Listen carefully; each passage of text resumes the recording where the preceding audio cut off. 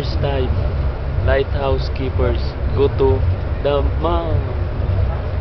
Ito po tayo ngayon. Papunta tayo ng Damam. Ito yung kung makikita nyo. Nasa train tayo.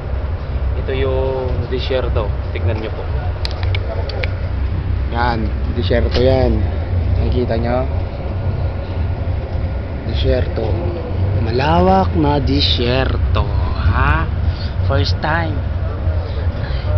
May nalaman na kagad ako. Yung train pala dito, baliktad din ang takbo, patalikod. Tignan nyo. O di ba? Patalikod, hindi parap. Baliktad talaga talaga utak nila dito. Naniniwala na ako. Ito si Kuya Mar. Ano masabi mo, ano? Baliktad talaga ang trend. Oh? Oo. Ngayon ko na na-experience yan. For the first time in my life. Oh. Ito, sa kabila sila ni Kuya Jojo tsaka ni Kuya Lito.